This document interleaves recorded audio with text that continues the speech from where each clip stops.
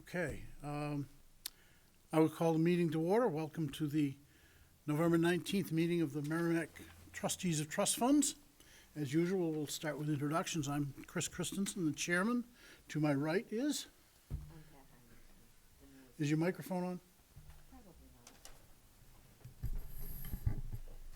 Yeah, everybody make sure you have a green light on your microphones. Bill? Bill Wilkes, trustee. And Tom Boland, Finance Director. Eric Chusone, Portfolio Manager. Lindsay Donovan, Portfolio Manager. Judy Knoll, Cambridge Trust Company. Thank you all. First order of business is the minutes of October 29th. I've passed out a copy to everybody. Can I ask that we defer that until, since we have guests, please? It'll take 2 seconds. No, it won't. Oh, it won't. You got more to do. Okay, I will defer the minutes until some future time in the morning. Thank you.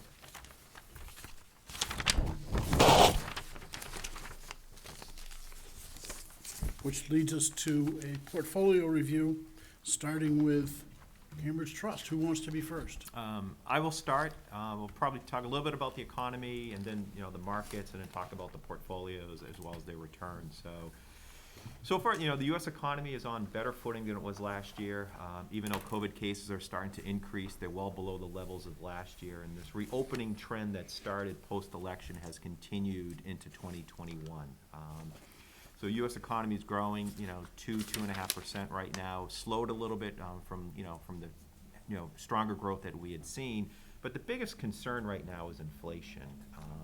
If you look at, the October report was 6.2% CPI, highest it's been since 1990. So it's been a high inflationary period right now.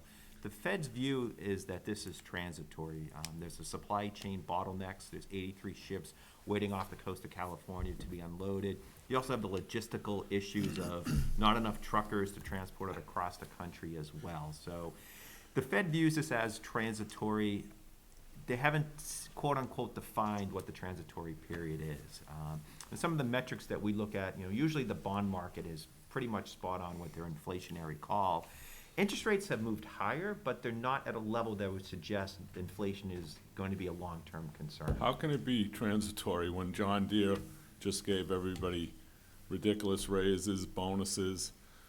The cost of labor at McDonald's is effectively $15, Dunkin' Donuts, and you're not going to cut their pay in a year. I couldn't agree with you more. I don't buy that transitory. That's where term. We're not on the transitory camp. I'm relaying what the markets are viewing it as right now, and then there's others. You start peeling apart the layers of the onion, and you start to see that you have, used car prices are up 25% year over year. You probably won't see that go up another 25% year over year, but once something moves higher, it takes a long period or some other shock to bring those prices down. So this higher inflationary period is probably going to be longer, and I think the Fed is hedging that right now.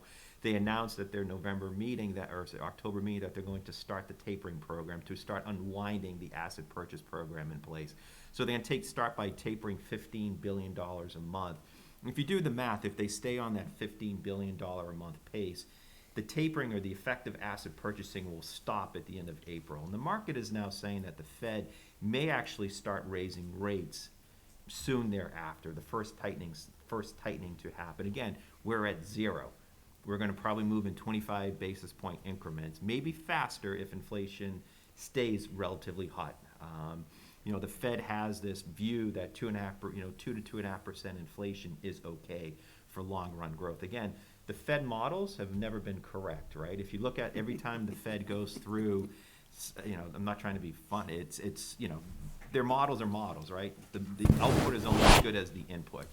Well, this time they really messed up because 6 months ago they were saying inflation was going to be maybe 3%. In long run, it may be, but near term, again, you look at the long run, it could very well moderate, but near term, you're going to have these inflationary spikes. You look at gas prices, you look at food prices, you look at the shortages that are out there. As you mentioned, labor. There's a shortage of workers. In order to get workers to come back, there's a tremendous amount of available jobs in the economy, not enough workers who are willing to take those jobs of driving prices higher. So jobs, wage inflation is running, less than inflation. Wage inflation right now is running about 4.5% year over year. Probably can continue to increase.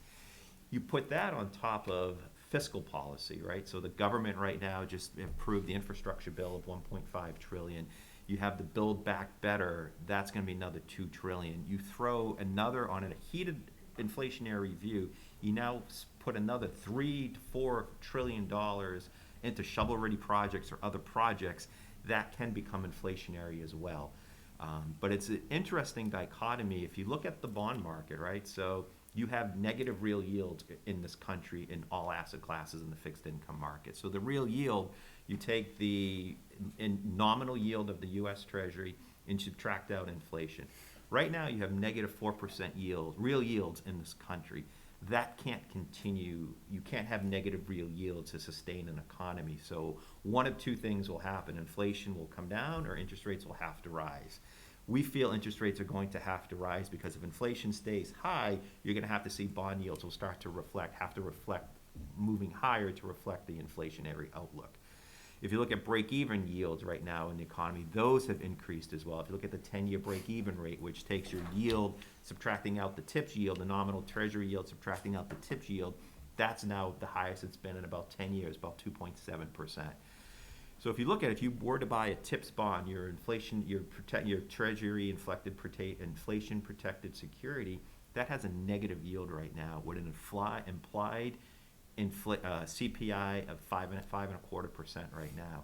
So if you're buying a TIP today, you're making the bet that over the next 10 years, inflation is going to be 5.25% or higher. Otherwise, you lose because your principal actually, the principal accrues, right? So you get a principal adjustment for CPI every 6 months.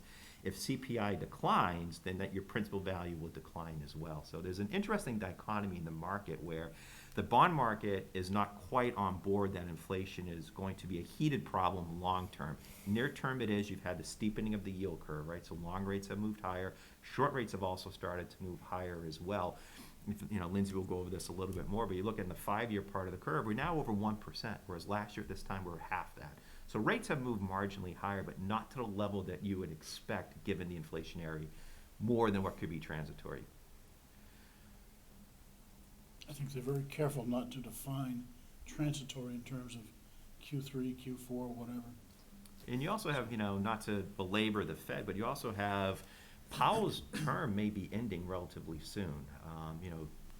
President Biden has interviewed, Lano Brainerd, who's more dovish. So there's a possibility if she were to come on board, Powell is more hawkish, she's more dovish, that rates may not move as high as fast under a Brainerd. And again, if you look at the stock markets, just to jump ahead here, the stock markets have been fueled by the low interest rate environment. You take your future value of the cash flows, you discount it at a lower rate, you get a higher implied value.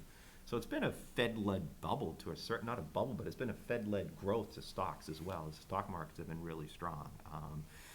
Pivoting over to the stock market right now, stock returns have been really strong this year, up 25%.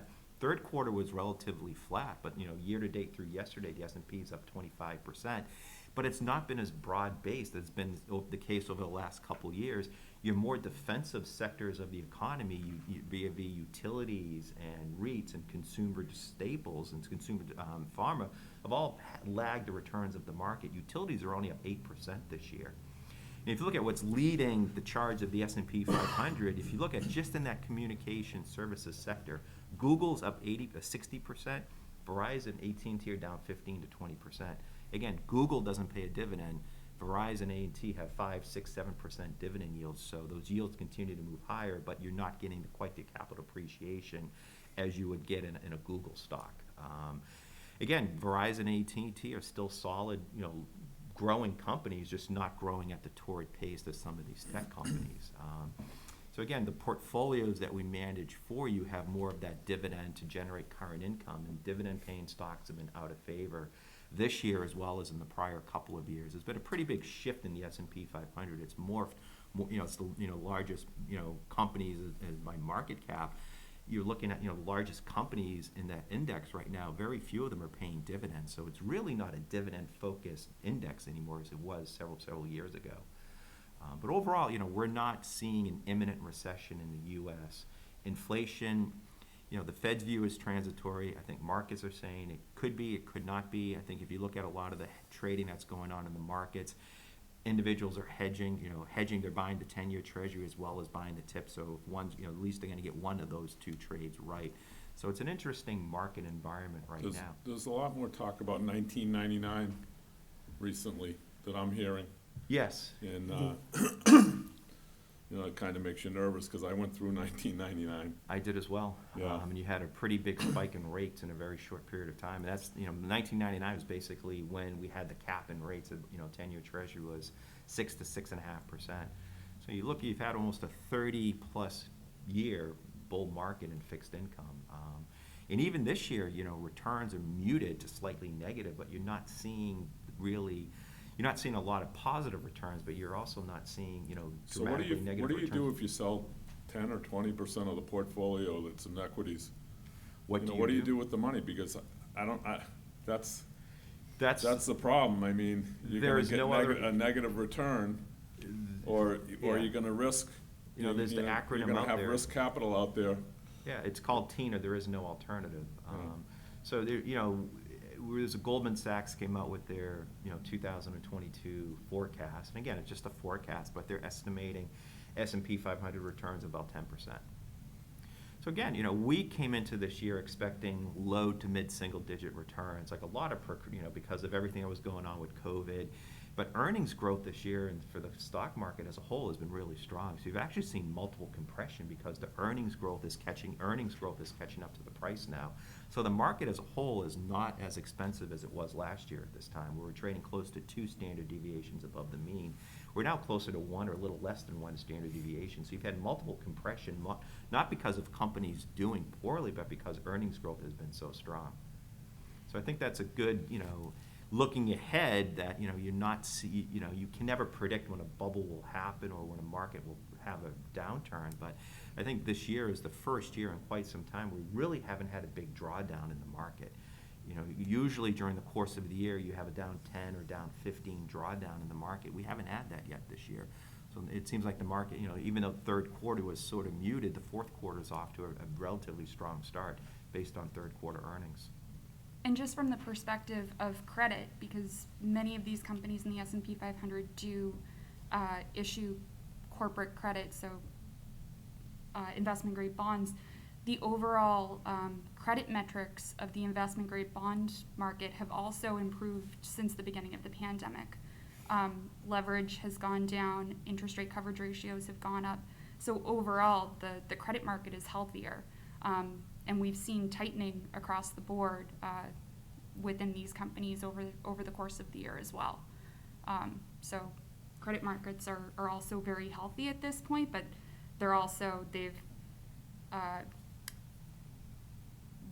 so in terms of spread, because they trade in a spread versus U.S. Treasuries, they're tight versus their historical levels. So there's also not a lot of room to continue to tighten in that market going forward. Yeah, and I think that bodes well for equity returns where usually credit sell-offs, credit spread widening is foreboding to a sell-off in equities. And credit spreads, if you look at even at the BBB level, are still very, very tight. So you're not seeing any sort of selling pressure, any sort of concern in the credit markets. In the high-yield markets, the same case where defaults are actually lower compared to what they expected for this year. So the markets, so the economy and the markets as a whole has continued to do very well and expected to do that into 2022. I still have my doubts about first quarter 2022. I'm thinking right now things are looking good because we're borrowing a lot of sales that normally wouldn't occur until 2 months from now. Yeah, retail sales have been strong. The consumer continues to spend as the savings rate has increased, and there's a lot of pent-up demand as the economies have reopened. The service side of the economy has reopened, but as we mentioned earlier, there's a shortage of workers. Most restaurants right now, they're not at full capacity because they don't have enough staff to serve. So it's a problem, and we'll continue to see wage pressure and wage inflation going forward in order to get people back to work. Well, I think we're going to see that in more skilled level jobs. We're seeing I don't know if you see them in Massachusetts. Maggie Hassan's in trouble, so we're seeing a lot of ads for her. We're creating great new jobs in windmills and solar and whatever else. But we don't have the skilled workforce, we don't have the bulldozers or whatever to build roads at the pace they'd like to build in this state. It's the And same I'm not problem, sure yeah. that's that's gonna happen nationwide. We don't have the reserve building capacity. We're looking at 3 and 4% unemployment in New Hampshire. Go ahead and create all the new jobs, nobody's there to do them. So there's a lot of mixed There's a lot of- information, I think, coming out of, Yeah, and pick your economist, they're all coming out Another- with another- mixed emotions. Another concern I have, and I've spoke to some of my old colleagues, is the double and triple ordering situation. I was in the semiconductor world for a good portion of my career, and, you know, when demand is high, you get a lot of extra orders, so to speak, that aren't really real. And I'm sure that's true in a lot of industries. So when people are double and triple ordering, once the dam breaks, so to speak, and you have all these goods available, and then they start canceling orders because they don't really need them, they don't have the demand on their part, that's a big concern that I have, you know, next year. Yeah. Because I think the dam will break, especially like in the semiconductor world, but it's really true with other industries yeah. also. Again- Nuts and bolts, or whatever you want to talk Yeah, about. exactly. There's been a Well- lot of, you know, production in this country that could be, you know, not supported by future sales growth. In any event, we could talk about this all day. Do you want to go ahead and kind Yeah. of go through some of the highlights of your, Yeah, so I talked about the Portfolio economy and the presentation. markets. I think if we jump to page 2 in your book, you can just look at the, you know, summary of the portfolio yields. You know, just to highlight, since January of 2020, the yield of the portfolios have continued to increase, especially on the equity side. So both scholarship, common principal, and common income have dividend yields on the equity side of about 3%. You can see how those have dramatically increased over the last 12 to 18 months, as we put more of a focus on adding more dividend and higher dividend-paying stocks to the portfolio. On the next page, just briefly talking about the performance. So year-to-date performance is slightly behind the benchmark. The newer benchmark being the, you know, NASDAQ US Broad Dividend Achievers Index, and a lot of that is due to first quarter repositioning of the portfolio. You know, we did couple of trades and, you know, repositioning the portfolio for higher income. If you look at the last 3 months, you know, last quarter, you know, performance is now ahead of the benchmark on a short-term basis. So I think the repositioning that we did is helping to generate better returns against that newer benchmark. The bond returns have actually been better than the benchmark for those 3 portfolios, mostly due to, we have a slight underweight to duration, as well as Lindsay mentioned, you know, the corporate bond market, the strength we're seeing there, and we're overweight corporate bonds versus the benchmark. So again, trying to pick up the incremental yield where we can. Again, a shorter duration, about a quarter to a half year underweight versus the benchmark. Overweight credit, we have no treasury exposure, and we have some shorter term agency exposure as well. For the capital reserve portfolios, they basically delivered flat returns. Again, it's a short term, we're usually running 1 to 3 year ladders on those portfolios. Again, nominal yields are basically very, very low, so there's not a lot of emphasis. You really can't generate a positive total return in those type of environments, but basically flat to slightly ahead of their respective benchmarks for the period.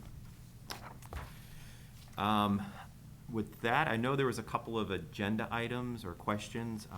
We can transition there, or we can talk more about the portfolios. well, I think, I'll let Bill bring it up, but I think there was a question, maybe a lack of understanding on our side Okay. about the NASDAQ Sure. benchmark, because we're looking at dividends mostly, Mm-hmm. and the NASDAQ really isn't dividend-oriented. No, that's a different, you're looking at the NASDAQ as a whole. This is the NASDAQ US Dividends Achievers Index. So it's a different, it's not the tech index NASDAQ, so this is a dividend-focused index. that dividend yield is about 2.23, 2.3% about. S&P 500 is about 1.2. It's a different composition overall. So if you look at the tech sector of that NASDAQ US Broad Dividend Achievers Index, it's about 12%. S&P 500 is 30. So it's a big difference as far as sector weights go, and it's more of a dividend-focused strategy. So what would be the top holdings in that index? So Microsoft, I'm going to give you the top 10. I have them here. So Microsoft is number one at 4%. JP Morgan, J&J, Walmart, Visa, United Health, Home Depot, Procter & Gamble, Comcast, and Exxon, rounding out the top 10. And those are in the NASDAQ US Broad? Dividend Achievers Index, correct. Those are the top 10 holdings. Somehow, if you'd asked me, I wouldn't have said Home Depot's a NASDAQ stock. Or Again, J- it's not. Or J&J? Yeah, so again, I know the NASDAQ name, everybody assumes the NASDAQ as like, the tech sector, but this is not a tech sector focused index. It's a dividend focused index that has broad representation across multiple sectors, so it's not tech focused Well, I think whatsoever. that's the confusion. Yeah, it's the name NASDAQ NASDAQ. as the NASDAQ trading. Yeah, no, it's not the triple Q. It has nothing to do with the Yeah. triple Qs. I don't think of it as, Yeah. I don't know why. Yeah, unfortunately, that's the name. But we did a lot of extensive research on the different income focus, and this to us offered more broad sector diversification. There's others that had more of a weight to utilities, but we're also not trying to achieve the highest yielding. We're also trying to have, consistent dividend growth, which is what this index focuses on. So we think it's more in alignment to what our strategy or how we're managing the portfolios and having more of that apples to apples comparison. It's comforting for me. I was focused on NASDAQ. Yeah, no, it's not, there's no, Which is a triple Q. yeah, Which has done very well lately. yeah, no, I mean, they have, but I think if you look at those top 10 names, you can see those really aren't growth companies, right? They're more of your stable, everyday, run-of-the-mill, dividend-producing companies, right? So, and if you look at those top 10, we have representation in a lot of those top 10 of the new index. So we have JP Morgan in the portfolio, J&J, Home Depot, Procter & Gamble, Exxon, and we have bigger weights than what's in that index. So again, focusing the individual stock selection of those three portfolios for higher dividend yield. And as you can see, we actually have a dividend advantage versus that index. Your dividend yields on those three portfolios are about 3%. The index is 2.2, 2.3. So about, a 70 to 80 basis point dividend advantage, yield advantage than the index. And again, if you look back over time, we've had this conversation how that dividend yield had decreased. And again, if you look at the market as a whole, dividend yields have decreased as well, especially in a lot of sectors. A lot of it, if you look at like the pharmaceutical, pharma sector this year actually is negative returns this year. Medical devices are actually positive. So again, a lot of how we've shifted the portfolio to generate, higher current income and still allow for capital appreciation. We don't want to buy, have, 10, 9% dividend yields. Company Rio Tinto we bought second quarter of this year is down about 40%. Yield went from, 6, 7% at purchase to 10%. We're talking internally with David Lynch, who sends his regrets. He left for vacation today for the Thanksgiving break. Do we want to buy more Rio Tinto, considering the downturn and the more positive growth? But it's already almost a 3% weight in the portfolio, and we have a slight overweight already to materials, but I think we're willing to do that to try to increase more dividend yield at a reasonable growth prospects as well, to not have, continue to see a 40% decline to the stock. I have a question about that. 'Cause Yes. I've been watching it since it's one of the few things we actually bought in any quantity over the last 4 or 5 months. Are there material shortages because of all these shipping things? Iron ore in particular is questionable. I'm just curious. I looked at some of their competition, one from Brazil, one from Australia, and they're doing the same thing. They're paying big dividends, but the intrinsic value of the stock or the cost per share is in the tank. And I'm just wondering where that materials or mining industry is is headed, or what caused them to have problems in the last quarter? I don't think it was problems, so to speak, in the quarter. I think there's still a huge commodity demand in the world right now, so commodity prices continue to increase.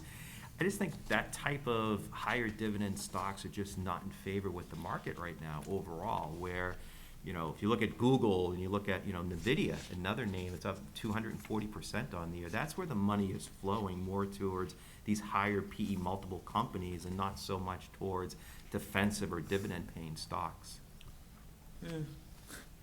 I don't totally agree with that. I mean, there's a lot of good dividend-paying stocks that are appreciating.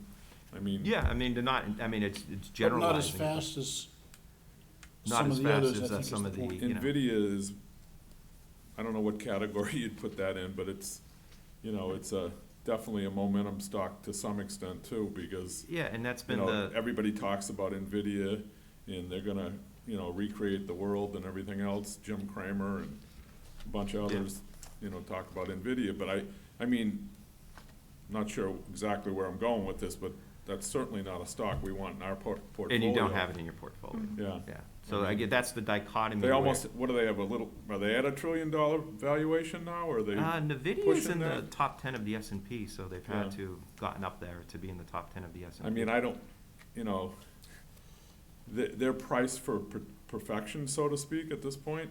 A lot of those tech companies are, a lot of the momentum, you know, that's the bigger thing, it's been the momentum trades have really led the charge over the last couple of years, and. I mean, if we had been, you know, just speculators, we would've bought AMC last year and we'd look like a hero, at least in the short term. Same with Make a quick Norwegian pop. Cruise Lines, yeah, there's a lot of, I you mean, know, there's a lot of them that, you know, Rocket Mortgage at one time shot up, and, you know, we could go through a whole list. yeah, you but- could get into the metaverse stocks But right those are now. not. Yeah. Yeah, Those are I not mean- the right stocks for No, us. and I think the I'm not focus sure of- Rio Tinto is the right stock for us either. I think the J&Js of the world and Procter and Gamble's and maybe Exxon, and those are solid holdings for our type of portfolio.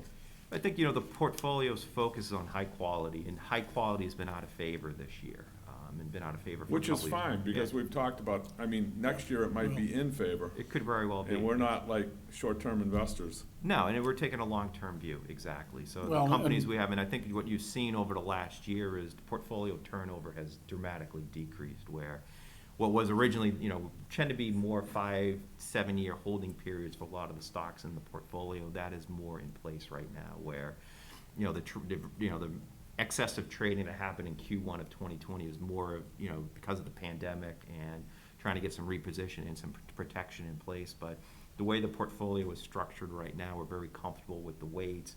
It's very high-quality stocks, high-quality companies within the portfolio. So you talked about a couple of particular areas I'd like to just touch on. Mhm. You talked about REITs.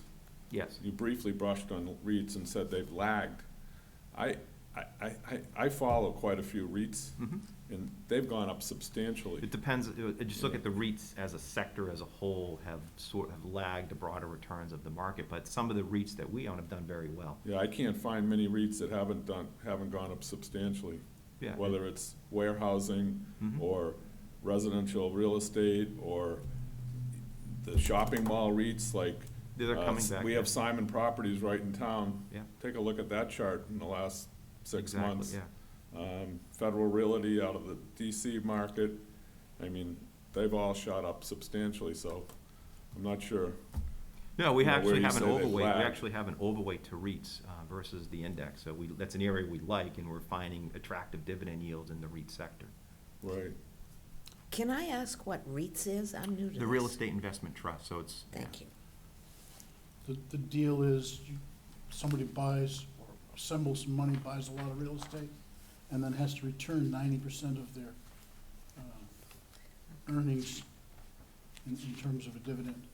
So they're always good dividend payers, but don't necessarily have the opportunity for growth because they don't accumulate cash to buy more. I also wanted to ask, and I don't even know if it's in our portfolios, I was trying to look, but AT&T has really been a dog. Mhm. And, you know, I was curious what your position was on that, and I don't know, do we have any AT&T in our portfolios? I mean, it has a think we- nice, I think we do. they're We gonna do cut have the AT&T. dividend what, they're spinning off part of the business? They're spinning off part of the business. You know, we feel that the dividend is still intact, you know, at that current level. But it's gonna be cut in half. It'll be cut in half, yeah. So it's still, compared to the market as a whole, you're still gonna get, you know, 3 to 4% dividend yield, which is, you know, in today's low yield environment But still. at $26 a share, do you think it's a good value at 26? Like, we should be buying it, or should we be holding it or selling it, or what? Probably holding, not gonna increase the position size. I don't think I mean, I'll check with our analyst again, but I don't think we're going to be selling it near term, but not looking to increase the position size. Going back to Rio Tinto, I think we have a desire for at least a small portion of international exposure. That's about as international as you can get, I think. Based in England, doing worldwide business. Not to say that most companies, you know, you call it American Telephone, but they're worldwide business as well. So it's almost everybody over $1 billion. And I get a kick out of reading some of the company profiles saying, oh, we do business in this country, and they list 12 countries, and then say, and internationally. Well, Give me a break. Well, I mean, J&J, every company that's a significant, you know, major billion-dollar company is doing business You worldwide. have to Yeah. do business worldwide. If you, I guess you have to qualify it as US-based, Yep. to call it a US company or something. Well, in any event, this brings us to one of the other questions that, I can't remember if it came up here or if you brought it up in your text remarks, but the common principal portfolio versus the common income Mhm. portfolio. And I'm looking for maybe some consensus from the board, but I think the income portfolio could be a little bit more aggressive on the growth side, because in that portfolio, we can spend capital gains. In the principal portfolio, we can't spend capital gains. So, there's a different focus on those two groupings, and I'm just suggesting that maybe we go in that direction, but I'd like to hear from the other board members. Well, I'm just curious, you're not proposing that we start buying Rivian, are you? Start buying what? NVIDIA? No, Rivian. Rivian. Oh, I don't think, no. All right, I mean, when you say more aggressive, are you, what type of stocks, or would you I think we could category? buy some more growth stocks that are not necessarily big dividend payers. I mean, Microsoft's a growth stock. It's a behemoth of a company, but it's a growth stock in the markets that they serve, Mhm. that they're growing substantially. So would you say buy more Microsoft, or, you know, or what type of? Yeah, I think security? we've eliminated that from the other portfolio because the dividend is only 1.5. No, it's not even 1.5. It's Percent. 70 basis points. Okay. Same with Apple. Apple and Microsoft have about 60, 70 basis point dividend yields. But they're growing companies. Exactly. You know, Adobe, you look at the tech sector, you know, there's some high-quality, non-dividend payers that aren't represented in your portfolio. When you look at, you know, the consumer discretionary side with Amazon, you know, again, I mean, Qualcomm's been a laggard to some extent, but it has picked up in the last Picked up, month or yeah. so. Yeah, And that's a growth company. yeah. I forget what the dividend is, but it does pay a dividend. Yeah, we have Broadcom and Texas Instruments as part, you know, for higher dividend. I mean, paying. Texas Instruments has been raising their dividend every year pretty Yeah. much. And again, that's part of what the research is behind, you know, the stocks that are in the portfolio, that dividends that are going to continue to increase down the road. So it's not a one-shot, we're buying this 10% dividend yield and it's gonna get cut in half or it'll be eliminated. And again, Disney, a very strong company, eliminated their dividend and we removed it from the portfolio. Ford reinstated the dividend. Again, if Disney reinstates the And dividend. how many Rivian trucks are we gonna build compared to 150,000 F-150 electric trucks, and Ford owns the small truck Owns the business? market, I yeah, mean, exactly. so is Ford a good buy at 19? Could be, could be. Again, it's not an area that we're focused on right now for our research, but I will give it back to our analyst team to look at Ford. So anyways, Chris, I would propose if you wanna do some of that, that we understand before they do it, what they're buying, or what they're proposing to buy. I'm fine with that if you wanna, Okay. we don't meet again until January, so there's no Could do it no via, rush on this, but you could send us some ideas. I could send you an email, Email. to Sure. project or some proposed, probably looking at this, if you're gonna add growth stocks, probably have that more in that S&P index, so it's more of an apples to apples. So look at, we're underweight right now, we're very underweight tech, so probably trying to build out a little more in that tech sector as well as the consumer sector via the Amazon and Google and consumer services, we're in Facebook, Meta. Again, trying to get a little more of those growthier, not momentum, but growthier names into the portfolio. I'll send you, what a projected trades would be and what the sector outlook and what the sectors would look like post-trade. So the committee has an idea of what we would propose to do. I think that maybe gives us some room for future discussion. We can't, as a board, discuss and approve something without being in a public meeting. Okay. So it's just Well, just so. I mean, advisory. Yeah. But I think the point is, for many years, we managed the portfolio.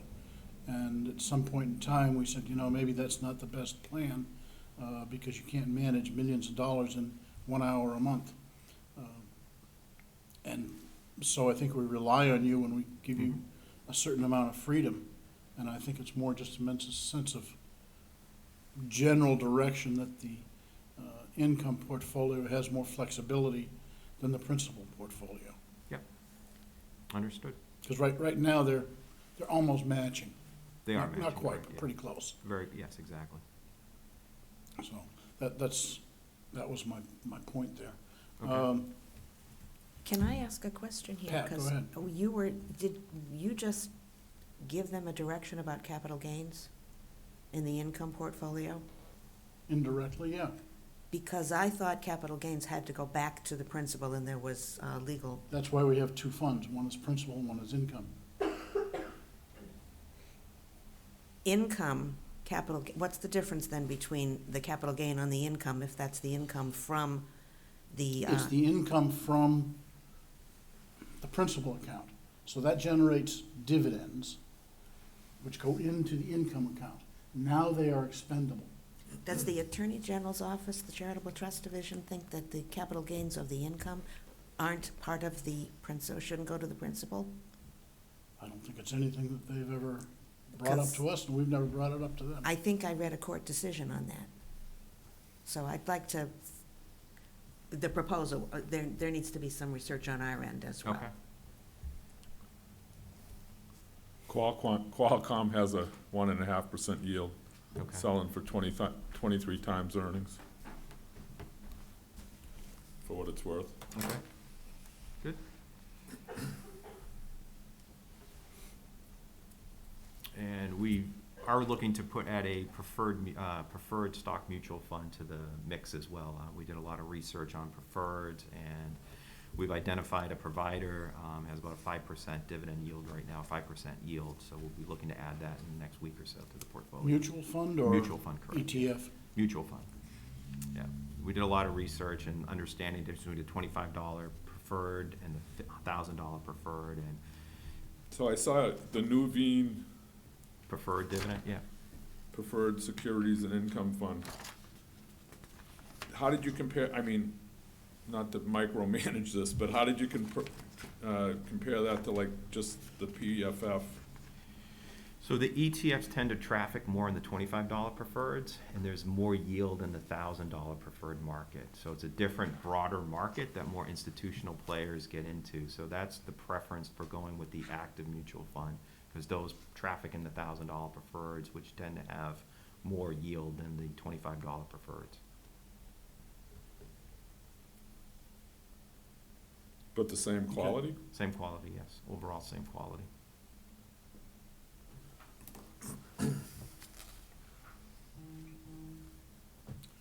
While we're talking about quality, we looked at we discussed briefly the scholarship fund in the past, and we have I can't remember the exact numbers, $50,000 in, I'm gonna call them standard, it's a mutual fund, bond. And then we have a couple of emerging markets things. So one of them's paying about 1%, and the yield on the two emerging markets is 2.5 or 3%. But there's only like $3,000 in each one. And so my thought process is, or my question is, if the emerging market portfolio in that perspective is sufficient for us to invest in, then maybe the weighting should be a little bit different. If it's not that good, if you think it's much more risky, then maybe we shouldn't be there at all. And I'm just trying to figure out how you arrived at that particular balance of 50,000 and 3,000 as opposed to 25 and 25 or 0 and 1 or whatever. Yeah, I think it comes down to more of the percentage. I think the emerging market weights are like three-ish percent, 4% of the fixed income portfolio, and that's a level we're comfortable with right now. Again, it has a higher yield, but there is some associated risk with the emerging markets. But we think, that weighting gives us broad-based exposure as well as a little bit more incremental yield. The other mutual fund in there is the Fidelity bond fund, which is more of your typical intermediate 4-year type duration, intermediate government credit index. And again, we expect if rates continue to move higher, that nominal yield as well will continue to move higher as well due to its, shorter duration. Emerging markets tend to have a little bit of a longer duration as well. So trying to augment, duration profile of the portfolio to try to keep it, max, in that 4-year plus or minus a very small percent area overall. So the question was, or my lack of understanding is, how you arrive at that particular weighting. And I'm not trying to pin you down to Yeah. specific numbers, but I'm just wondering what's rolling in the back of your mind when you say, oh, we should have 3% of this or 6% of that.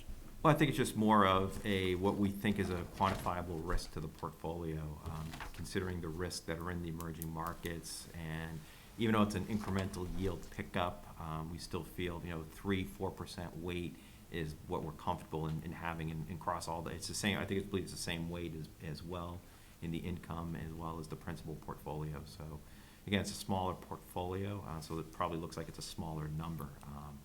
But overall, we look at more as a percentage of the actual fixed income asset class, and I believe it's in that 3 to 4% area, which is what we're comfortable in holding right now. Good, thank you. Anybody else have anything? What do we have here, Judy, that you circulated that we need to look at? That is the spreadsheet representing the MS9 for the month of October.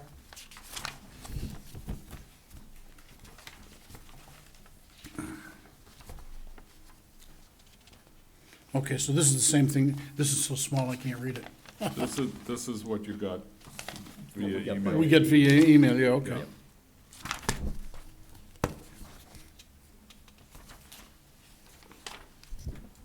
Yeah, when we reconfigure this for the annual town report, we squeeze out a lot of the columns that are unnecessary. When is income reported on this, on various funds? Because that's the question I asked them when I talked to them earlier. Because I notice on the top one here, it says, and this is capital reserve funds, income balance 0. Well, on capital reserve, it becomes part of principal. There's no distinction. Okay, thank you. That's kind of what I was looking at, and some of these seem to have income, Right, but just not the all of common them do. funds have income. Just the common funds. Thank you. Correct. That answers the question.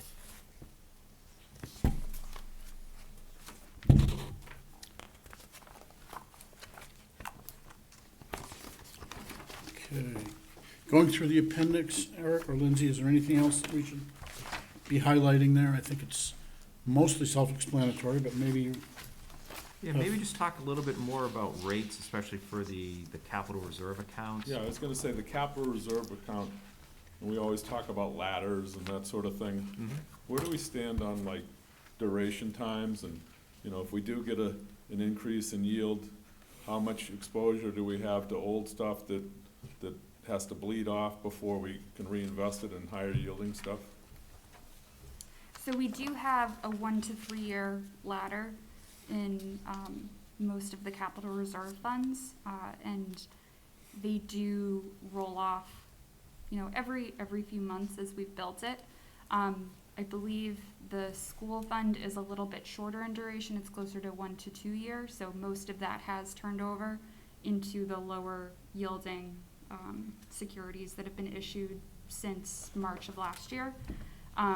The water and the municipal funds both do still have some of the CDs and other securities that were issued prior to the drop in rates last year.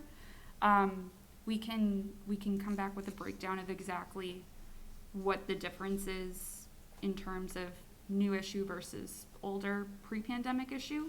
But we, as maturities do occur, we do just try to ladder it out to get the best achievable rate in the market at that point in time, because you don't want that sitting in cash if that increase in rates could continue to get pushed out further into the future. So as Eric mentioned, most likely that taper is going to end in April, which means the first hike in rates would happen, you know, thereafter. Whether it's in the third quarter or the fourth quarter of next year is a little bit hard to pinpoint, but once those rates start to move, the very short front-end CD rates would also start to move along with them. If you look at page 10 in the book, this is where rates were as of November 8th. And the CD rates, which are that middle column, they do continue to move around even on a weekly basis. Just earlier this week, 5-year, there was a new 5-year issuance at 1.2%, so a little bit higher than what we were seeing last week. But it's all dependent on what Treasury rates are currently yielding. So it's a moving target a little bit with that. So I'm wondering, just from a tactical standpoint. Sure. If something matures hypothetically Monday morning, does it make sense to put it into, and I don't even know what you would normally put that into, but let's just say hypothetically instead, you would normally put it into a 5-year. Does it make sense to maybe not put it in a 5-year, to put it in something that is substantially shorter duration? I mean, crystal ball, right? Right. But right. I mean, if I was a betting person, I would say rates are gonna go up, but, you know, who am I? I'm about as bad as all the economists out there. It's hard. But I'm it's just hard wondering, to put I'm bets just on wondering interest what the rates, bank's yeah. position on that is, because obviously you put it into a 5-year now, and 5-year is, let's say, a CD at 1.1, and then all of a sudden in a year and a half, CDs are at, I don't know, pick a 2. number, 2. And now we've got a lot of money tied up in 1.1% yield. But I think if you look I mean, at who's doing the crystal ball there to try to massage that around? And I think the goal has always been to keep that ladder moving. So if it's a 1 to 3 year, so you look at next year, so in your scenario, let's just say rates move higher next year. We bought a 5-year today, it's at 1%. Next year, or during the course of the year when bonds mature, let's just say, okay, that 5-year now, we're now in, that 5-year that we originally bought is now a 4-year at 1%. We're replacing what's maturing at the 1 year out to 2%. So you can see how, yeah, you're gonna, each year that initial 5-year rolls down the curve and it becomes, you know, obviously you don't want to have it, but you can't time the interest rate. So we're typically doing 1 to 3 years. So we're you know. But I mean, it's almost like when you buy equities. I mean, again, you don't know for sure a certain industry or certain portfolio is gonna move the way you expect it to move. So somebody has to make a conscious decision to say, hey, we're moving in this direction with our equity purchases because we think that's the way to go. And I would say the same kind of decision has to be made with the fixed income stuff. They have to say, well, you know, our crystal ball says that, you know, we're gonna have continued inflation, rates are gonna move up, so we're gonna shorten our, you know, our ladder on the new stuff that we invest because we anticipate higher rates down the road, and we don't wanna get locked into a long-term ladder that's gonna be inferior to the market rate at a given time. Yeah, but let me interrupt on that, because part of the laddering process or plan is based on liquidity needs. So we have a shorter ladder for the municipal than we do for the MVD, for example. That may change. I don't know, Tom, do you foresee as the budget process is going on that we're gonna have less reliance on capital reserves for working capital and more for long-term? I don't see a difference. I think it'll continue to be the need on a working capital basis. Same type of pattern Yep. that we've experienced. Yes. Okay.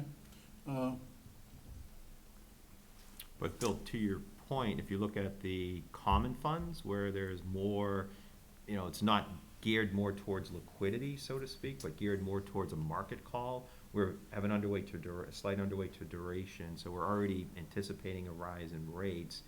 And we've also added more corporate bonds to the portfolio because that's where you have the incremental yield pickup and higher quality, and also possibility for more spread contraction via the treasury. So I think, you know, there's two ways you can manage these portfolios, where you look at, you know, the common funds where there's no defined, so to speak, there's no capital needs or liquidity needs, whereas these capital reserve accounts, you know, we're trending to manage those a little on the shorter side to begin with. And we look at, you know, where new money comes in, where the capital outflows are needed, to make sure we have the capital needed at the time where you anticipate it to be there. So it's a little bit different. So I think they're managed with a house view, but also based on direction from the trustees as to when the capital is needed will dictate where we're going to be investing.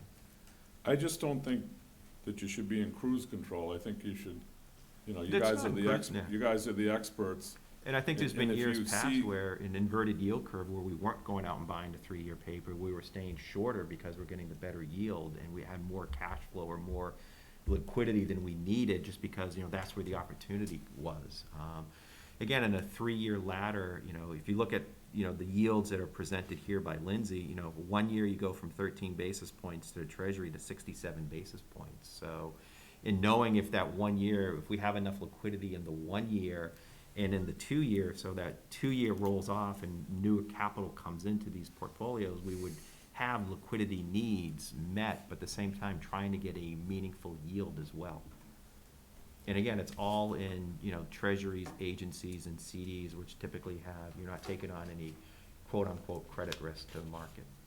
I think overall, my sense of the discussion is that there's a little bit of uneasiness about the markets compared to what they might have been 3 or 4 years ago, or even 10 years ago.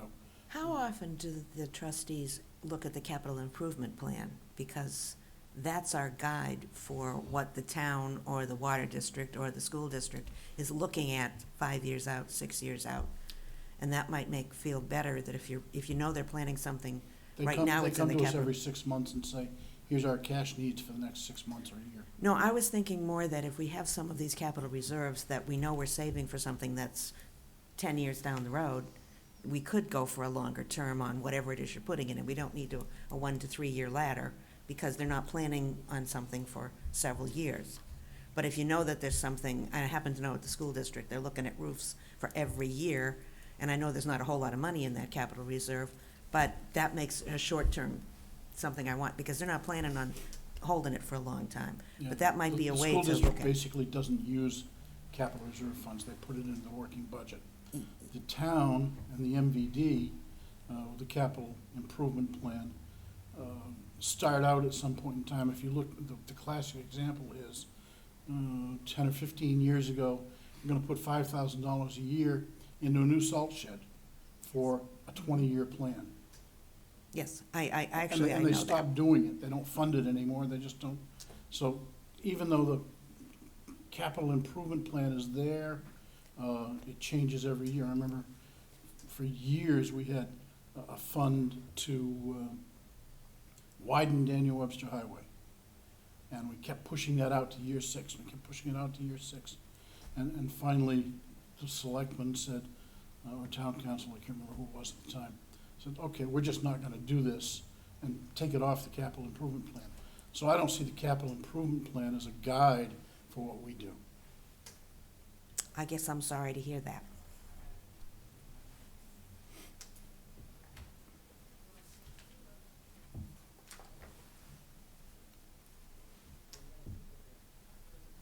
Anybody else have anything else for? Been a long discussion.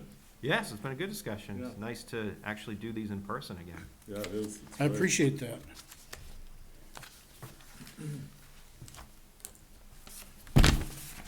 So, where are we here? I'm gonna skip ahead to correspondence. I have, Do you wanna let them leave? Are they No, welcome to leave? no. Okay. I have here some forms for you, Judy. There's transfer of assets form there for the Bear Christensen Trust, and there's an additional $10,000 contribution to that fund.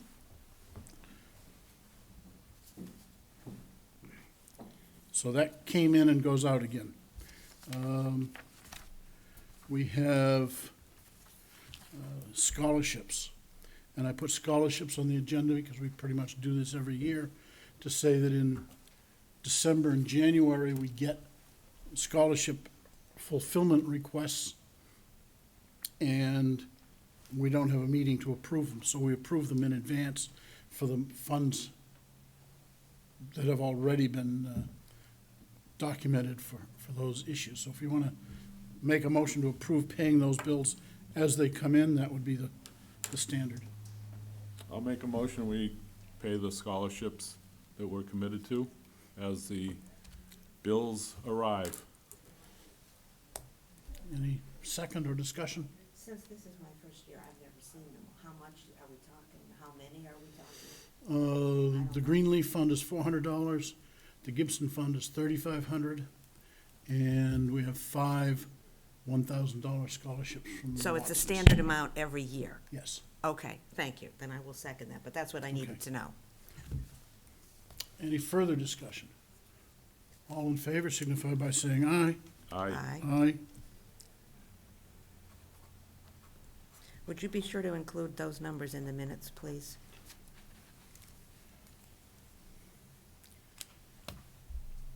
That brings up, and pardon me for backing up.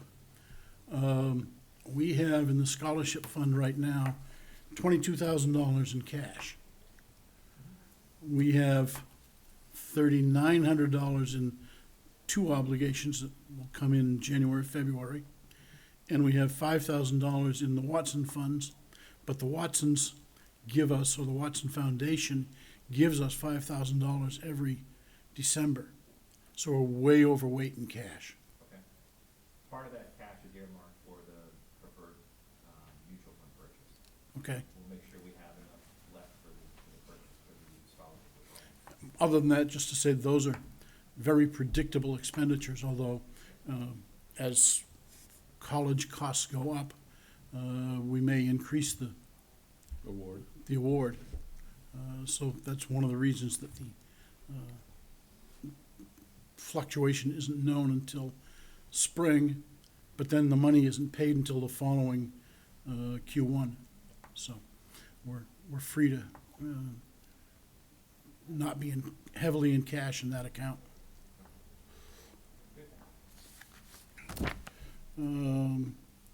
Other correspondence, we had letters from the tree farm outfit that we are certified as completed our re-inspections. Just so you know, that came in, and Pat's already seen it, if you want to see it. It's nothing exciting, it's a 1-paragraph letter that says, we've done the re-inspection and you're in business. How do you tell which of those forms is for which parcel? Because it doesn't say. I was trying to, that's why I kept it. I was trying to figure it Oh. out.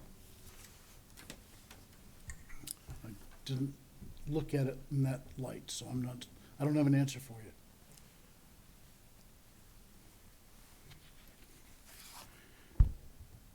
In any event, I don't think we have anything else for Cambridge Trust. Anybody? The only thing I was gonna mention, is just for planning purposes, we typically send in our capital reserve fund for the municipal accounts, our annual deposits. We try to target for the middle of December.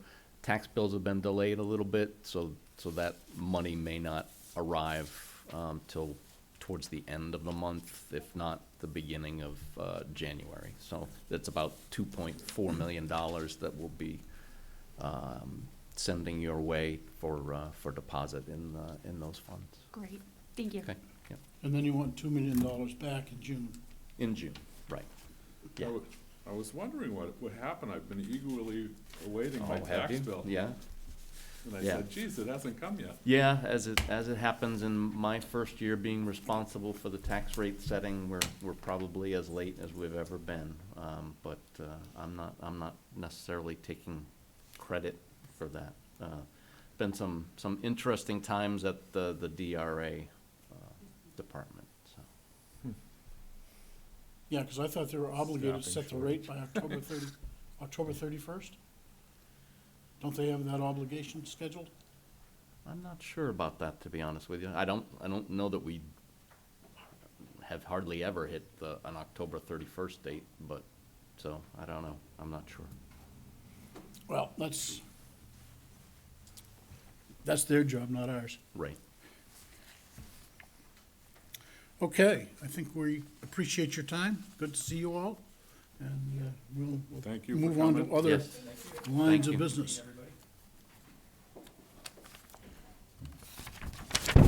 Oops.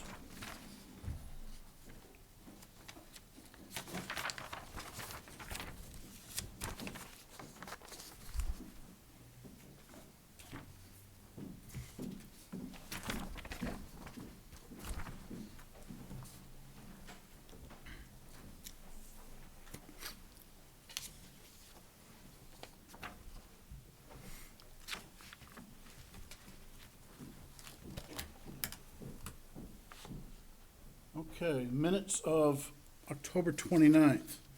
We had one suggested clarification about the location of the forest parcels, and I put that in. It's in the first line of the third paragraph, where there's a parenthetical statement about access points. And then, Pat, you had some other issues? I had actually asked you to be sure and include more information about the Bear Christensen Trust. And your response to me was that it was in the minutes of the town council.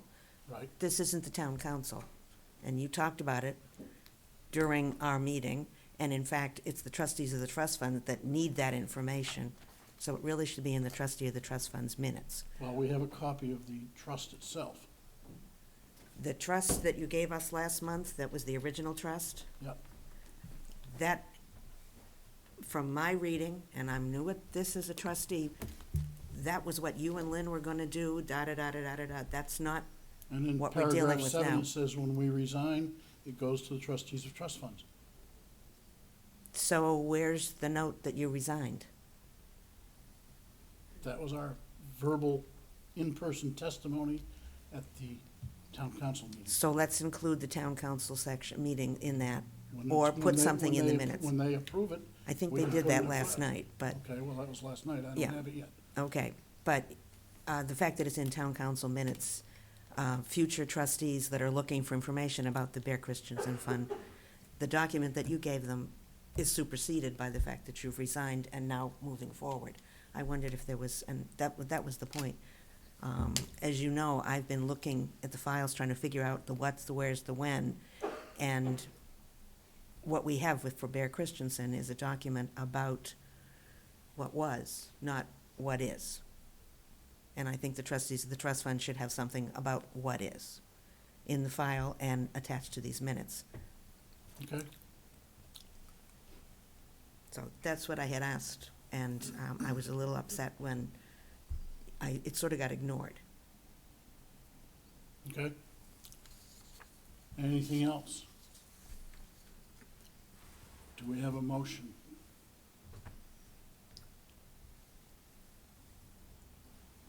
Anybody? I'll motion we approve the minutes of October 29th, 2021, As distributed? as distributed. But we just added that we were going to include something with them. But we don't have it yet. So we can't include something we don't have.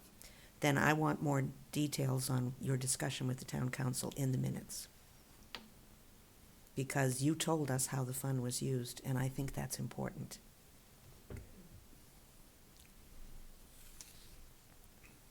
I'm not sure which set of minutes you think should be gone into. When we get the minutes from the town council, then we could add a discussion in January and put them in that set of minutes.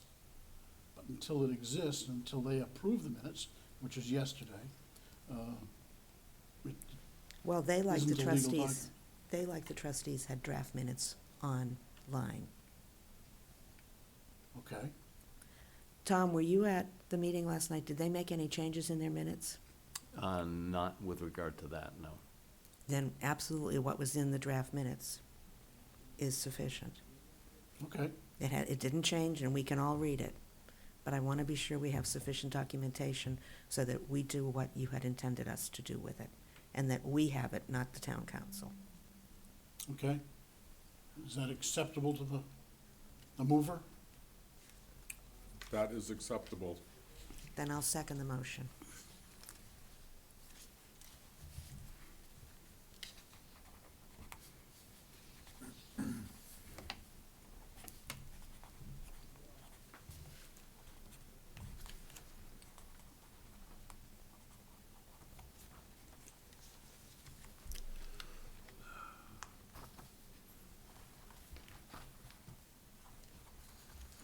Okay, anything else? All in favor?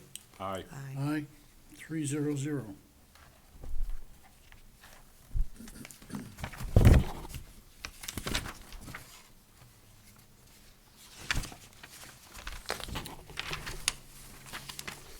So next meeting is scheduled for, You have alternate trustee that you've skipped over. oh, I'm sorry, thank you, yes.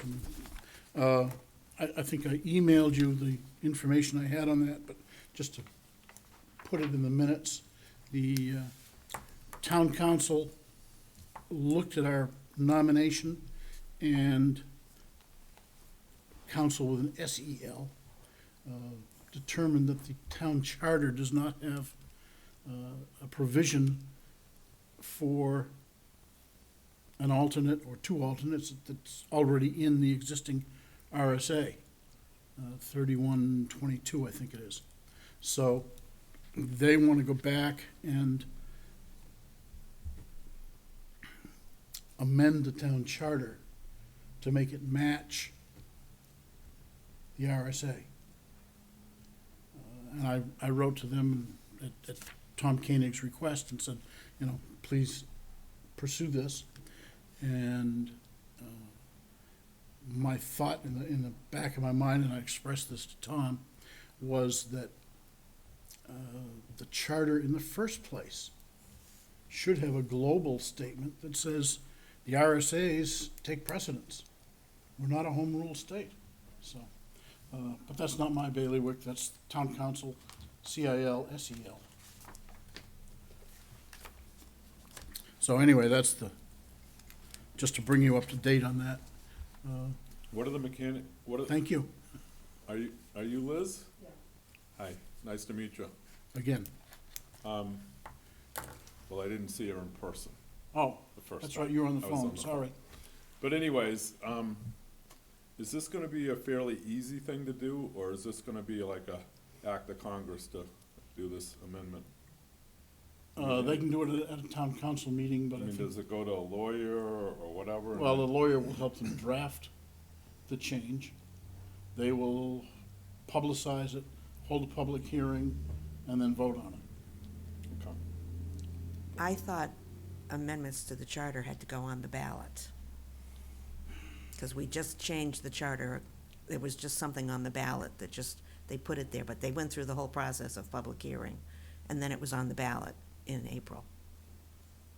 I think there are certain things in the charter that are required to go to the town meeting, but I think there are others that are allowed, and I think this is one of them according to what I understood from verbally talking with Tom on the phone, that they could do it, but they need to get the language Well, straight to make a proposal. so, that's Either, what the either two. way, I think it's important we do it. I tend to agree. I Yeah. think you're right, but, Whatever it takes, we should do it. Okay. Next meeting, no December meeting. January 21st, I did not look to see what January holidays might interfere with that, but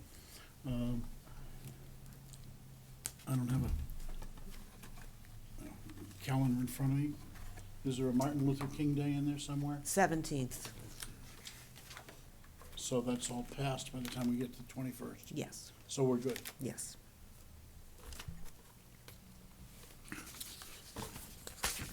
And that'll get us into the first quarter of next year.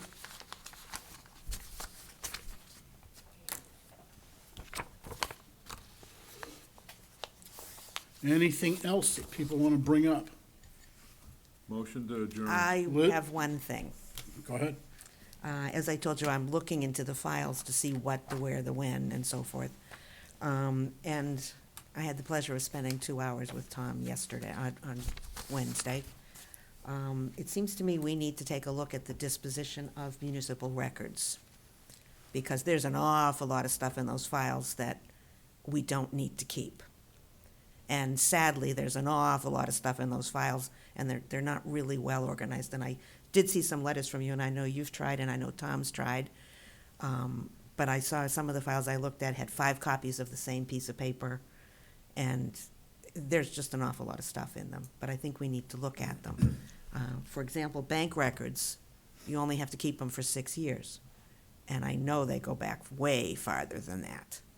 Well, that's a point of confusion. Yes, Because there is something that says 6 years, and then there's another section that says bank statements must be kept forever. Now, obviously, we haven't kept them forever, because we only go back to about 2005, I think. But we've got huge notebooks full of stuff from the public deposit investment pool, which we haven't used for probably since 2005. well, that's why I said it's something that I think we want to look at. And I don't think one person should be going into the files and taking and throwing things out. But actually, I have in front of me the one that says trust funds, bank statements in paper or electronic form, 6 years after audit. Mhm. And this is taken from the handbook of the trustees that you can get online from the Attorney General's office. So it's something to look at that would certainly help all of us to go through the paperwork and understand what some of these things are. And yes, I'm discovering I have lots of questions about the different accounts and the different files that we're looking at. So I'm probably going to be annoying while I ask questions, but I'd like to understand. So, but that's something that it might help the office to get rid of some of those things and better organize. Because certainly there were the old files, and then there was the files from Dave Johnson, was it? And we threw out tons. He And just there's saved- still a he bunch. just saved yeah, everything. There's still a But- bunch more stuff, and so like, there might be 5 or 6 files that have the same thing in them, and I'd just like to make it easier for those people, trustees coming on board, to figure out what's going on and what's where. A think it's laudable, a- laudable clause. I think it's a good effort, because I certainly haven't been down there clawing through them. So the more you claw through them and clean them up, I think is a great effort. But I just wanted to bring up that, retention of records is one of those things that, and I'm doing it at my other life as the school district clerk here, to be sure that I have everything that I need and get rid of the stuff that I don't need. It accumulates, that's for sure. I burnt a whole bunch at my house. But I also don't think it's I don't know, it's a right and a wrong thing. Because if two of us were working together to go through so that I wasn't the one making decisions, that's a quorum. So that's a meeting, so, you know, it's, I don't know how to do it equitably, but I think it should be done and, at some point. And I do have a little bit of time in my life these days, so I'd like to start looking at least things to propose that we shred, because they shouldn't just be thrown out. But I wanted to bring up retention of files. So, Okay. thank you. Good, Thank you. thank you. Oh, and I didn't, There was a motion on the floor. yeah, wait a minute, I just want to make note of that.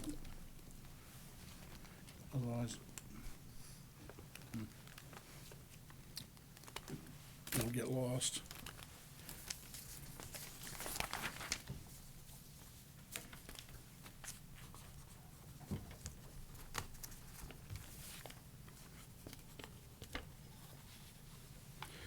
Okay, Bill moved.